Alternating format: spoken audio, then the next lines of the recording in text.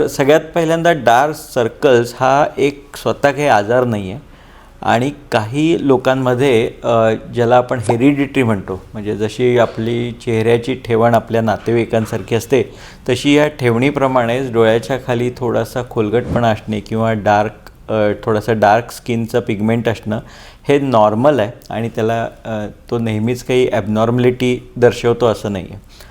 काही लोकांना मात्र याच्यासाठी काही कारणं असतात. जसं सगळ्यात महत्त्वाचं किंवा कॉमन कारण जे आम्हाला दिसून येतं ते म्हणजे व्यवस्थित झोपेचा अभाव असणं.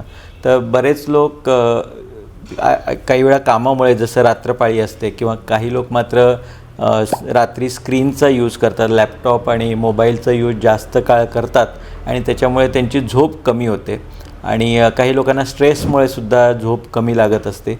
तर ह्या सगळ्या कारणांमुळे जर झोप तुमची कमी झाली तर डोळ्याच्या खालच्या जी स्किन आहे त्याचं पिगमेंटेशन वाढतं आणि त्यामुळे डार्क सर्कल अधिक जाणवायला लागतात. तर त्यामुळे झोप व्यवस्थित असणं हे फार महत्त्वाचं आहे हे डार्क सर्कल्स कमी होण्यासाठी.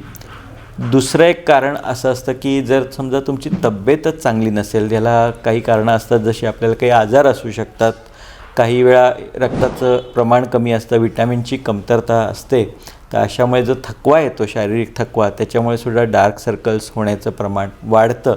तर याला उपाय असाच असतो की आपली तब्येत चांगली ठेवणे, खाणं पिणं व्यवस्थित वेळच्या वेळी ठेवणं आणि व्यवस्थित व्यायाम करणं, जेणेकरून आपले आजार नियंत्रणात येतील, कंट्रोलमध्ये येतील. तिसरं एक कारण असतं ज्याच्यामध्ये आपली जी त्वचा आहे ती जास्त ड्राय होते आणि त्याच्यामुळे सुरकुतलेपणा वाढतो आणि पिगमेंटेशनसुद्धा वाढतं. तर ही ड्रायनेस कमी करण्यासाठी मॉइश्चरायझिंग लोशन्स रेग्युलरली वापरणं, यासाठी काही डर्मॅटॉलॉजीसुद्धा स्किन क्रीम्स ॲडवाईज करतात, तर ते वापरून आपली त्वचाचं ड्रायनेस कमी ठेवणं हे ह्याच्या दृष्टीनं महत्त्वाचं असतं. चौथं असतं ते ॲलर्जीमुळं. तर काही लोकांना ॲलर्जिक टेंडन्सी असते, त्यांना सतत सर्दी खोकला येणं किंवा डोळ्याला खाज सुटणं, या तसे स्किनचे सुद्धा ॲलर्जी हे सतत होत असतात आणि ह्या ॲलर्जीच्या प्रमाणामुळे सुद्धा हे डार्क सर्कल वाढतात. जर आपण ॲलर्जी कंट्रोल केली तर हे डार्क सर्कलचं प्रमाण कमी होऊ शकतं.